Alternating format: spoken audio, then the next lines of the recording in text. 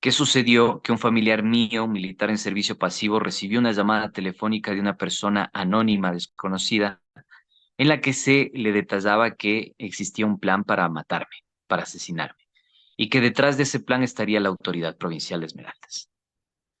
Eh, Esto lamentablemente a mí me preocupó enormemente. No quise precipitarme en hacer la denuncia, por esa razón contacté con varias fuentes para preguntarles y consultarles en estos casos qué es lo que tengo que hacer, cómo proceder, de qué manera hacerlo. Y evidentemente recopilé más información al respecto. Sería un alias Venus del que estaría atrás, eh, digamos, de este presunto, de este supuesto sicariato planificado en mi contra, ¿no? Coméntanos, y para empezar por el principio, cómo se da este conflicto contigo como periodista de investigación, como el chochólogo, con la prefecta de Esmeraldas, Roberta Zambrano. Agradezco muchísimo por el espacio, por la oportunidad. Gracias infinitas también y totales a tu audiencia que en este momento nos sintoniza en retrospectiva. Bueno, básicamente las sensaciones son múltiples. Hay mucha preocupación, preocupación personal, familiar, profesional. Quisiera un poco diferenciar, ¿no? En lo personal, con mucho miedo, mucho temor de lo que está sucediendo en este preciso momento en la provincia de Esmeraldas, provincia con la que me solidarizo y lo haré siempre. Y en lo familiar, todos absolutamente preocupados. Yo ayer lo expliqué en algunos medios de comunicación en los que tuve la oportunidad de participar.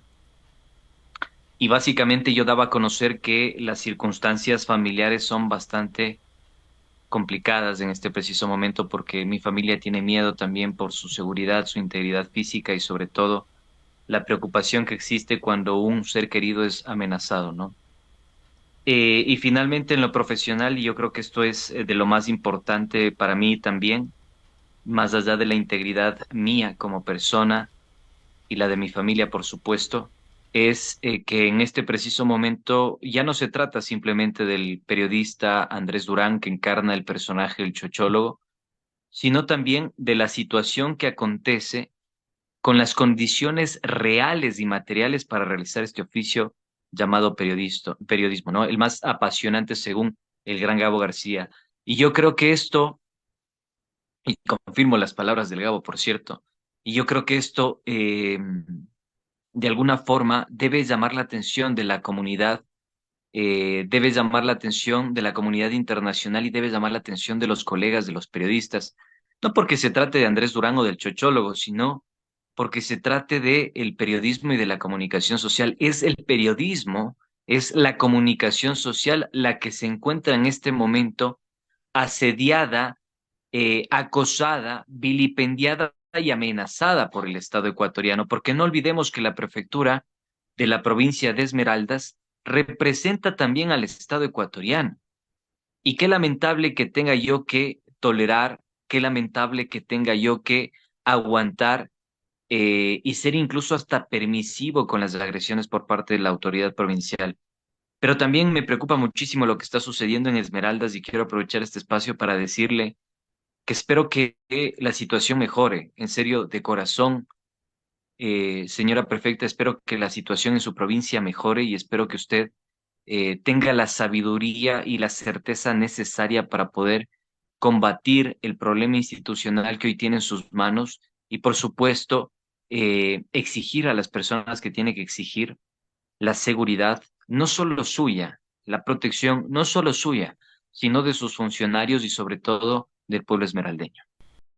Desde ya, y como te había escrito por WhatsApp, solidarizarme frente a estas amenazas, frente a todos los indicios que publicaste en ese video de poco más de 12 minutos, en los cuales te habían informado de este atentado que podrías estar sufriendo en, en contra de tu vida, que podría ser direccionado directamente desde la prefecta de Esmeraldas, Roberta Zambrano. Para iniciar, y quisiera retomar aquello, ¿Cómo surge este conflicto entre el chochólogo Andrés Durán y la prefecta de Esmeraldas?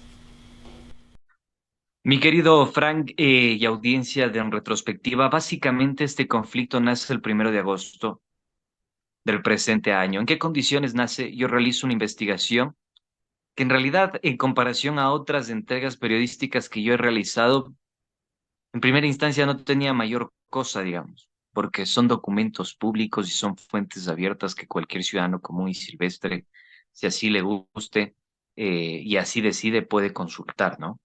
Uno accede a la página de la Contraloría General del Estado, declaraciones juramentadas patrimoniales y puede poner el número de cualquier funcionario público, número de cédula, nombres completos. Y ahí tiene la información. Lo que pasa es que hay muchos colegas, periodistas, y duele también que decirlo y admitirlo, no se dan el trabajo de hacer esto, no se toman la molestia de hacer eso. Y esos datos, hay muchos. Hay otras personas que sobreestiman o subestiman, perdón, subestiman la cantidad de datos que te da la Contraloría General del Estado. Entre esos datos, por ejemplo, están los activos, los pasivos, las propiedades, los bienes inmuebles, el menaje de casa, etcétera. Lo que yo hice es exponer un presunto, vuelvo a insistir en la palabra, supuesto, insisto nuevamente, aparente patrimonio irregular. Y este aparente patrimonio irregular, digamos, está estrechamente relacionado con sus declaraciones juramentadas desde el año 2017 hasta el año 2023. La prefecta Roberta Zambrano tiene un incremento de más de $500,000 aproximadamente. En 2017 declara $1,800,000 y en 2023 ya tenía $2,300,000. Entonces, la gran pregunta que yo me hago es cómo hizo para acumular esa cantidad de dinero si siempre fue funcionaria pública. Entonces, la trazabilidad es sencilla de aplicarla, digamos. ¿Y las entidades de Eh, control no han tomado alguna acción, alguna observación en torno a este incremento patrimonial exorbitante? no, ni una sola. O sea De que la hecho, Contraloría ha brillado por su ausencia en este caso.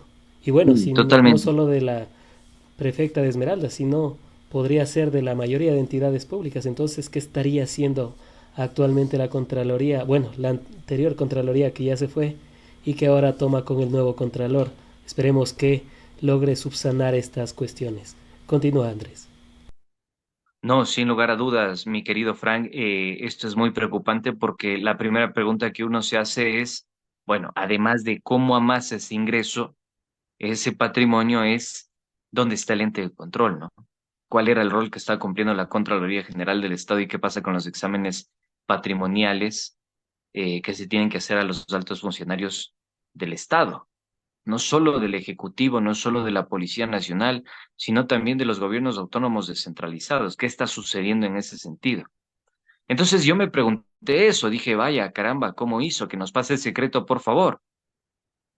Inmediatamente después de esto, y mira, es una cuestión matemática, uno en 8 años multiplica, digamos, ese salario de $5,000. Son más de $66,000 anuales. En 8 años estamos hablando de $460,000. $460,000 ahorrando íntegramente el salario completo. Es decir, hermano, estabas viviendo del aire. Claro, sin Estábamos almuerzo, sin viajes, sin gastar en mantenimiento del vehículo, sin hacer absolutamente nada, nada. nada, hermano. Entonces, me llamó poderosamente la atención. Esto haciendo una salvedad importante, tomando en cuenta que no existían acciones de por medio, no tenía empresas, ni siquiera en ese tiempo tenía el RUC activo. Entonces, a mí me llamó la atención, no habían herencias de por medio, disolución conyugal, sí, puede ser una alternativa, una opción. Digo, esa era la duda que me estaba flotando ahí. Por esa razón yo decido comunicarme ese mismo día, el 1 de agosto, con la prefecta Roberta Zambrano y le consulto sobre esta declaración patrimonial. No me contestó. No sé si me vio el mensaje, no me vio, desconozco, pero no me contestó. Posteriormente a esto, yo decido hacer la publicación porque Evidentemente a mí el documento público me ampara.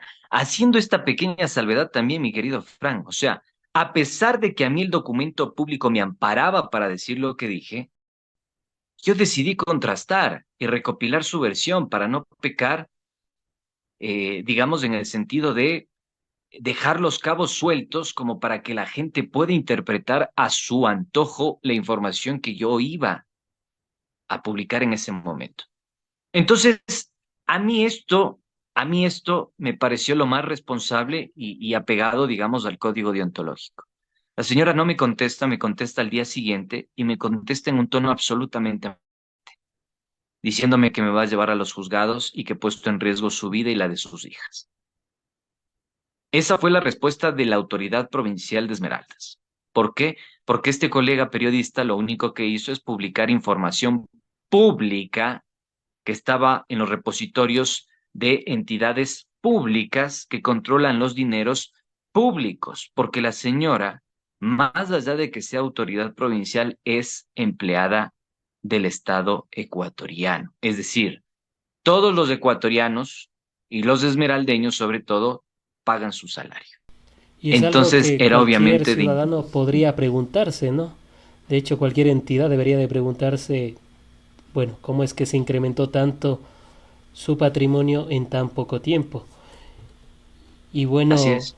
y bueno, en torno a eso precisamente quisiera abordar con lo último que has comentado, y es que precisamente Roberta Zambrano, prefecta de Esmeraldas, dijo que habías puesto en riesgo la vida de inocentes, la vida de su familia y en riesgo el progreso de la provincia de Esmeraldas.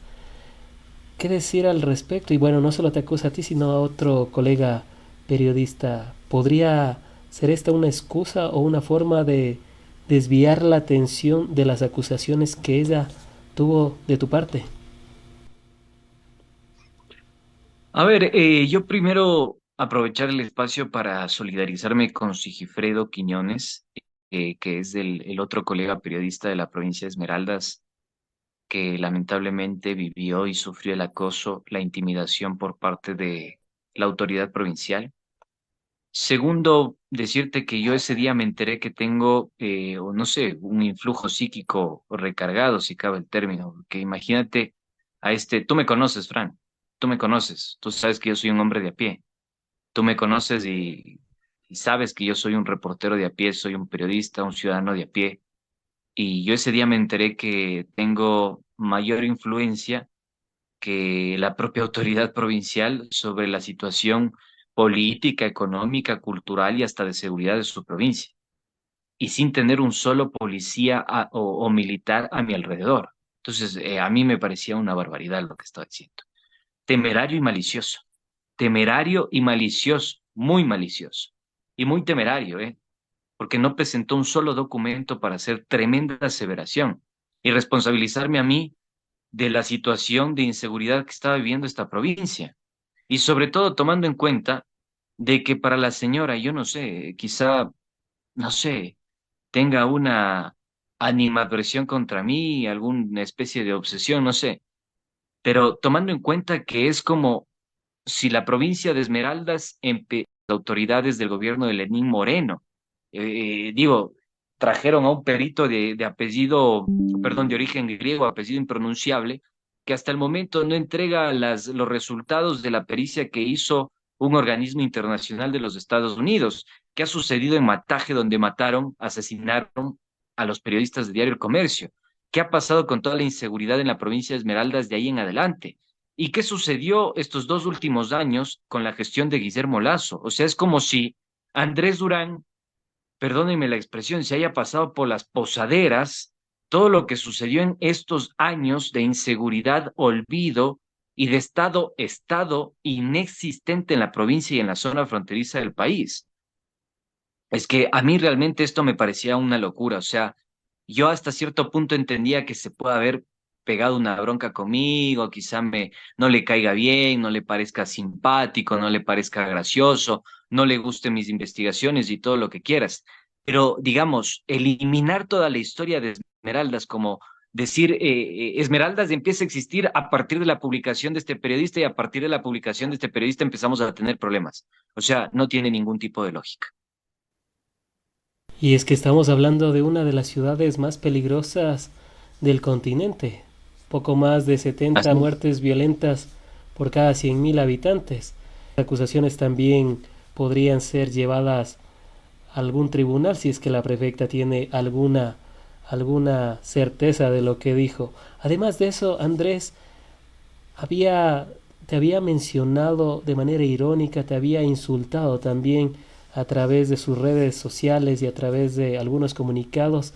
¿Qué decir frente a esta forma de actuar de una prefecta de una dignidad pública que tan solo lo que único que hiciste fue preguntarle por qué su patrimonio se incrementó en $500,000?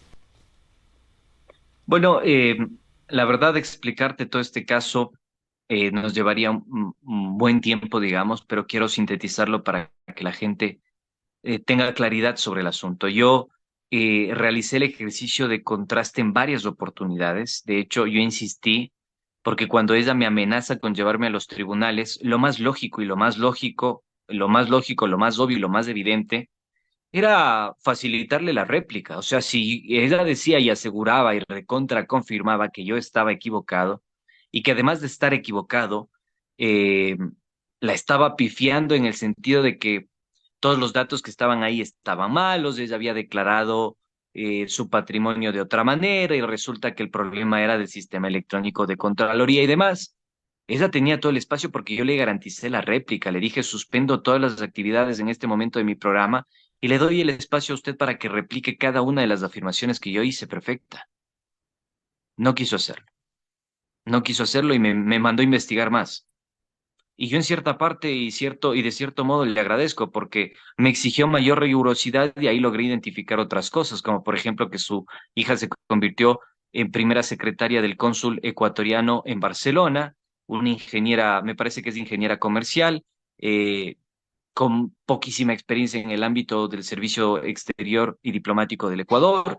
Descubrí también que ella ingresa en medio del juicio político, el 1 de mayo en el Día del Trabajador, que aproximadamente estaría percibiendo 9.535 dólares, es el salario unificado anual. Digamos, hay una serie de cuestiones que yo identifiqué ahí por la misma exigencia de la prefecta Zambrano, contratos con contratistas relacionados estrechamente a la trama de Petroecuador y demás.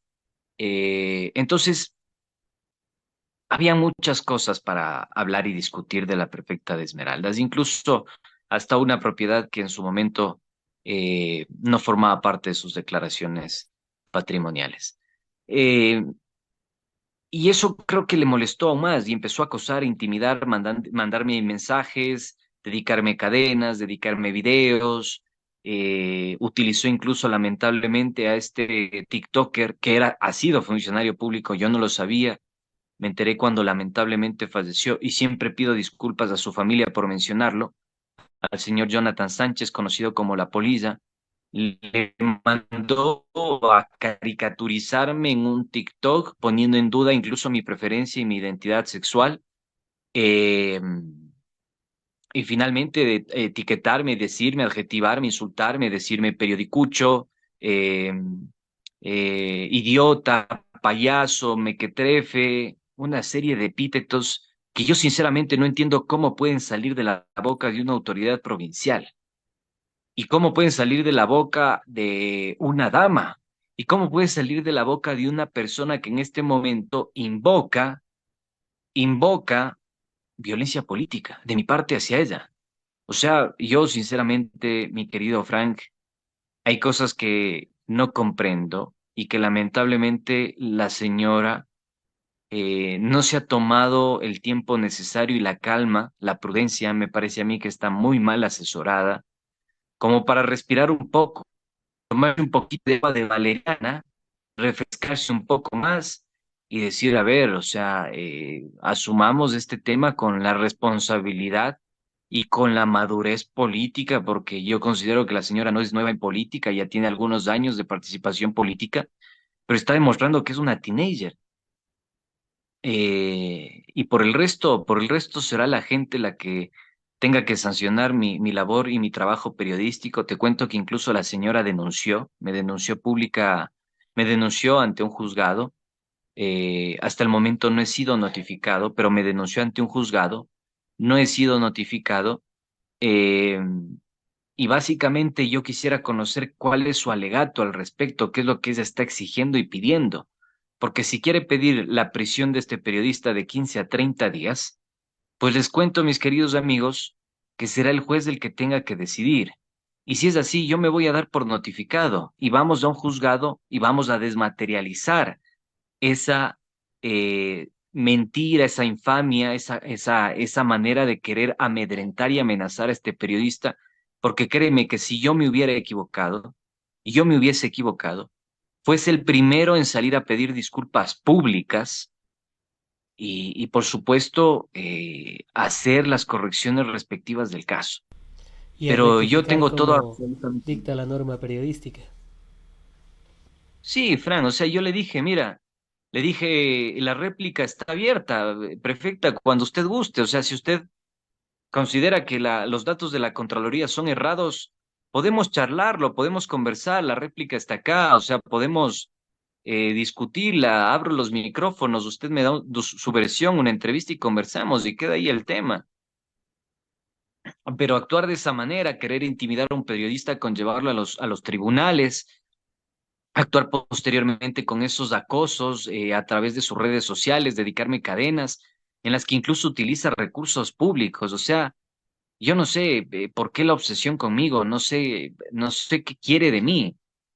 Y sinceramente no sé por qué le da tanta importancia al tema. Y si le da tanta importancia al tema es porque existe algo ahí. Y algo tendrá que explicar ella como funcionaria y autoridad pública. Pero lamentablemente esa es la situación, esa es la verdad. Y hoy por hoy, con el dolor del alma, tengo que decirte que tengo mucho miedo de lo que pueda suceder con con mi seguridad, mi querido Fran. Al respecto, tú has publicado un video de 12 minutos que lo pasamos al inicio y ustedes, amigas y amigos que nos ven a través de En Retrospectiva, también lo pueden buscar. Quisiera que me comentes no solo de el video, sino de la denuncia que colocaste el día viernes. Y aunque suene redundante, ¿a quién denunciaste y por qué? Bueno, yo expliqué los sucesos, ¿no? La denuncia no ha sido en contra de una persona puntualmente, yo expliqué los sucesos y he sido reiterativo en esto. En este momento existe una investigación previa. Yo no quisiera entorpecer el trabajo de la Fiscalía General del Estado. Son ellos los que tienen que determinar con elementos de convicción qué es lo que está sucediendo porque hay una investigación, una IP abierta.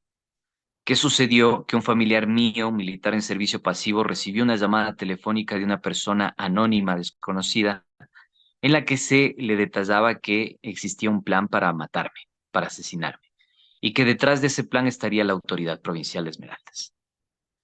Eh, Esto lamentablemente a mí me preocupó enormemente. No quise precipitarme en hacer la denuncia, por esa razón contacté con varias fuentes para preguntarles y consultarles en estos casos qué es lo que tengo que hacer, cómo proceder, de qué manera hacerlo.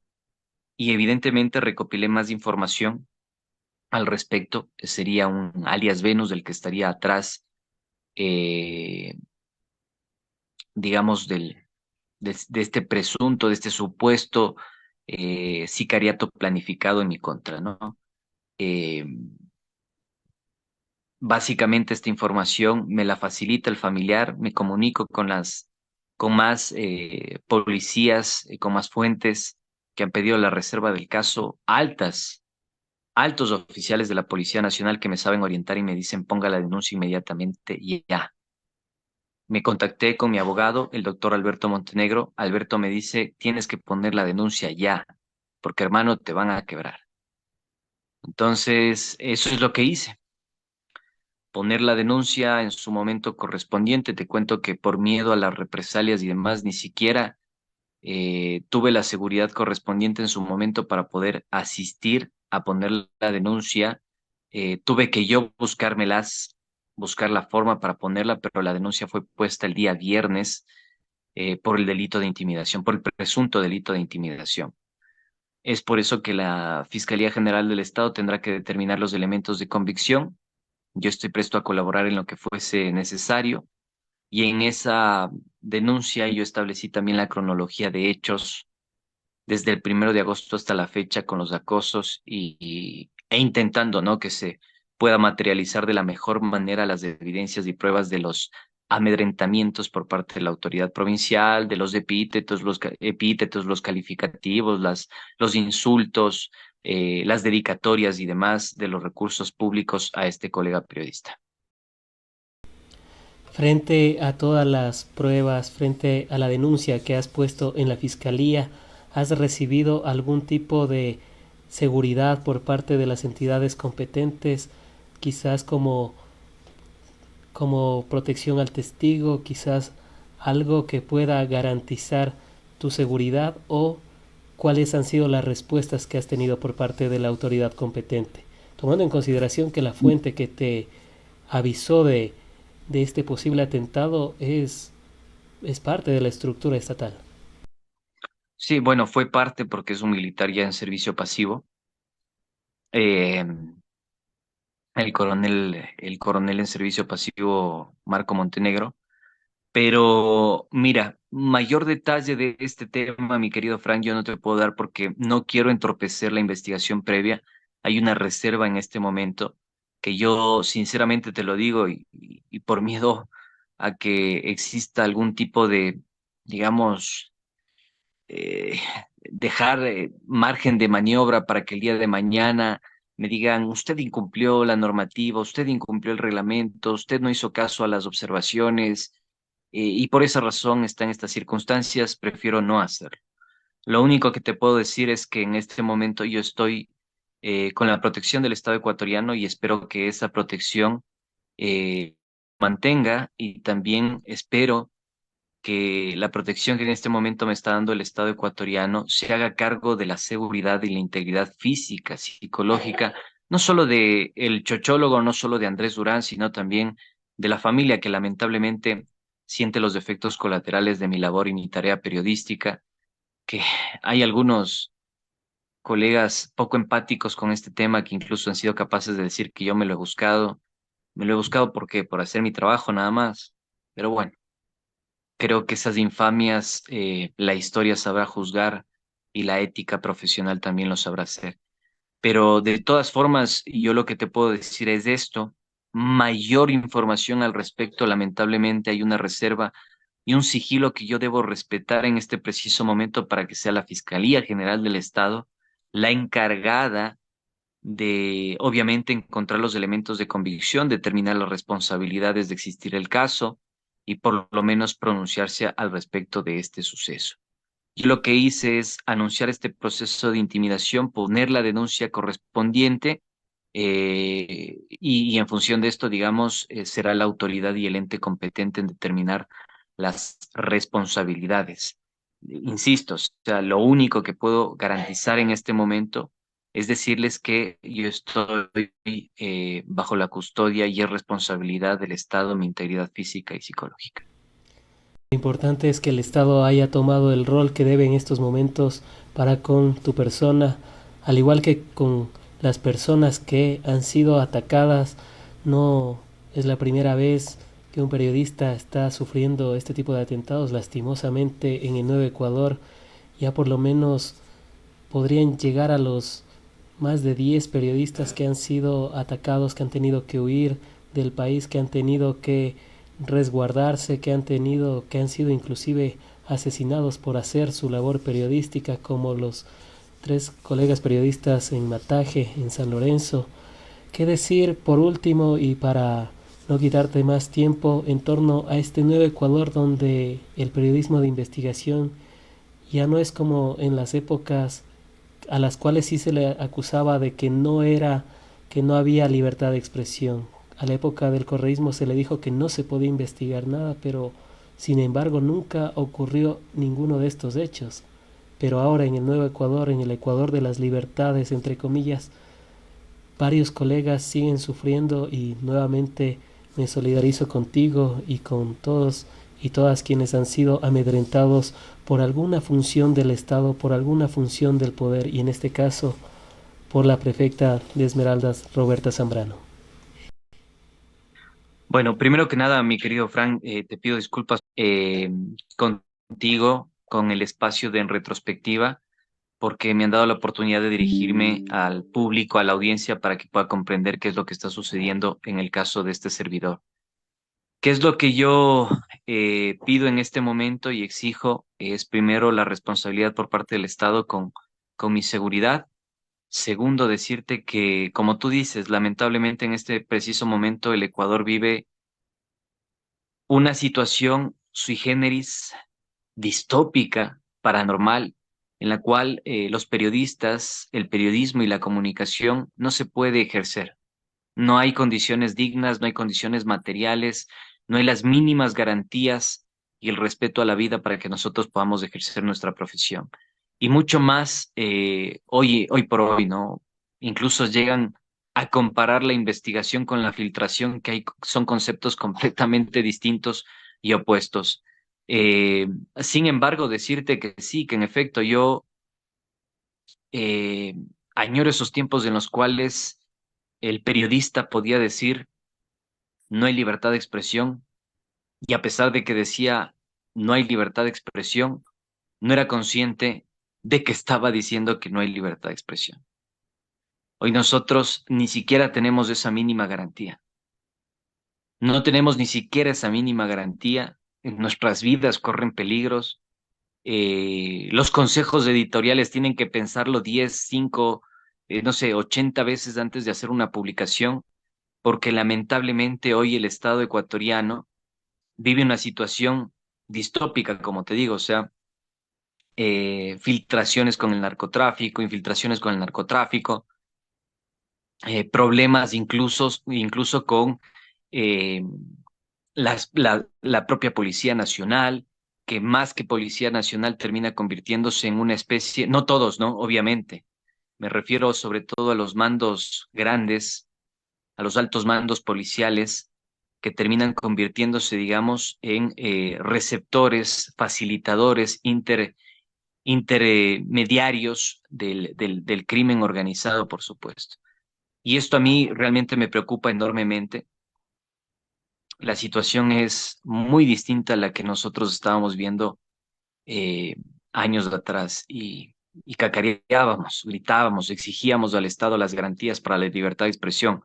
Hoy tenemos 9 colegas exiliados, tenemos 26 periodistas amenazados de muerte, yo soy el número 27, y centenas de quejas en las cuales se quiere intimidar a los periodistas por realizar su trabajo y su labor. Una cosa nunca antes vista en la historia republicana de este país y qué lamentable que hoy la tengamos que vivir. Así que mi mensaje es a concientizar este hecho, más allá de que me haya tocado a mí, yo creo que es importante decir que esta no es una lucha por el chochólogo, por el Andrés Durán, esta es una lucha por la libertad de expresión, por el periodismo, por la investigación, por los colegas que tenemos la posibilidad de alzar la voz, pero sobre todo por esos colegas que estamos comprometidos con la ciudadanía, por esos colegas que estamos comprometidos con que las conclusiones sean de nuestros ciudadanos, de nuestros públicos, de nuestros chochólogos. Eso, mi querido Frank, te agradezco infinitamente por el espacio. Han sido las palabras de Andrés Durán, el chochólogo, periodista de investigación,